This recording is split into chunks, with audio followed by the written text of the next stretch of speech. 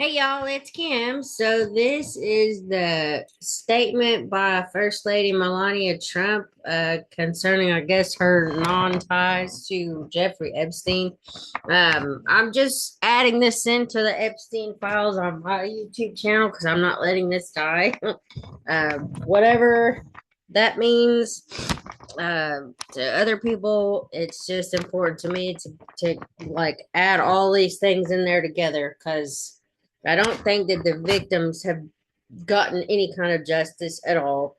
And I'm not saying Melania is guilty. I don't know. I mean, my only thing is kind of like I think there was some kind of speculation that because she was kind of like a model, but I don't know. Anyway, I'm not saying she did anything. I don't think she did it. But anyway, maybe that's why she's getting out ahead of this. I don't know.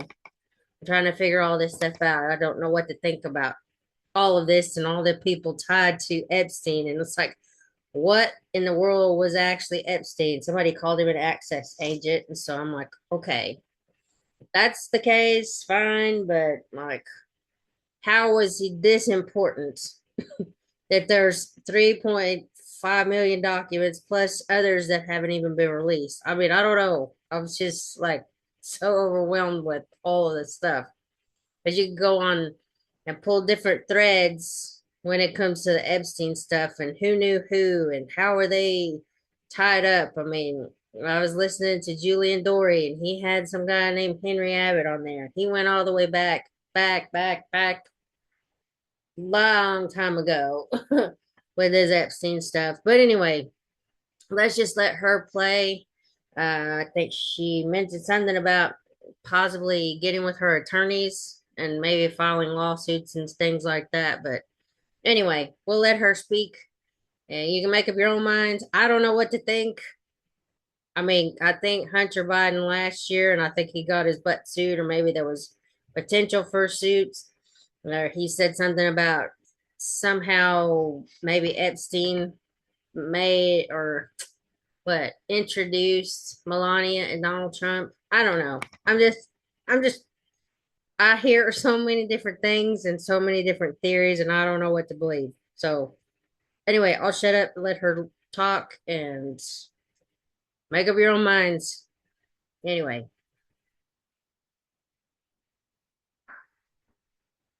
hopefully it's loud enough. She's so elegant. Whatever. Good afternoon. The lies linking me with the disgraceful Jeffrey Epstein need to end today. The individuals lying about me are devoid of ethical standards, humility, and respect. I do not object to their ignorance, but rather I reject their mean-spirited attempts to defame my reputation. I never been friends with Epstein. Donald and I were invited to the same parties as Epstein from time to time, since overlapping in social circles is common in New York City and Palm Beach. Why are they opening the blinds behind her? To be clear, I never had a relationship with Epstein or his accomplice, Maxwell. My email reply to Maxwell cannot be categorized as anything more than casual correspondence. My polite reply to her email doesn't amount to anything more than a trivial note. I am not Epstein's victim. Epstein did not introduce me to Donald Trump. I met my husband by chance at a New York City party in 1998. This initial encounter with my husband is documented in detail in my book, Melania. The first time I crossed paths with Epstein was in the year 2000 at an event Donald and I attended together. At the time, I had never met Epstein and had no knowledge of his criminal undertakings. Numerous fake images and statements about Epstein and me have been circulating on social media for years now. Be cautious about what you believe. These images and stories are completely false.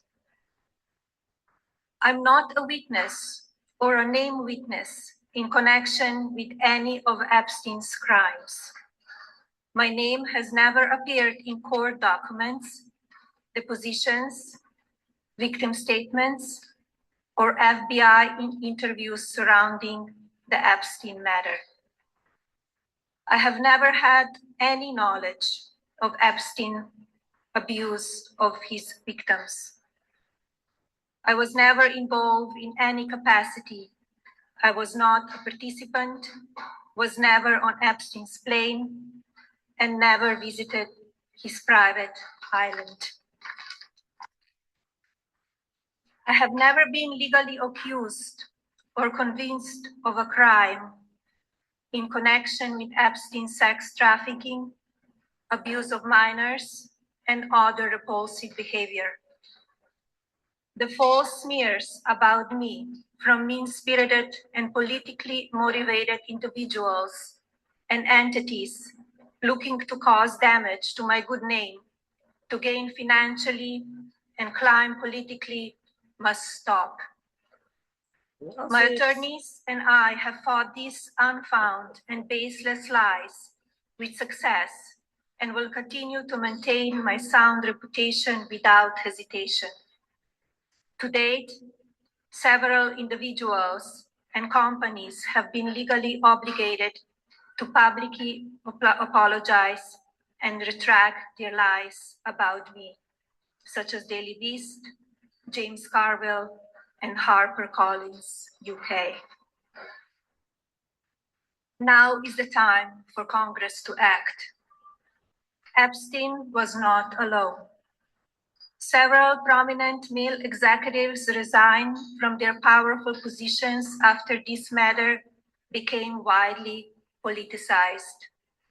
Of course, this doesn't amount to guilt, but we still must work openly and transparently to uncover the truth. I call on Congress to provide the women who have been victimized by Epstein with a public hearing specifically centered around the survivors. Give these victims their opportunity to testify under oath in front of Congress with the power of sworn testimony. Each and every woman should have her day to tell her story in public if she wishes, and then her testimony should be permanently entered into the congressional record. Then, and only then, we will have the truth. Thank you. So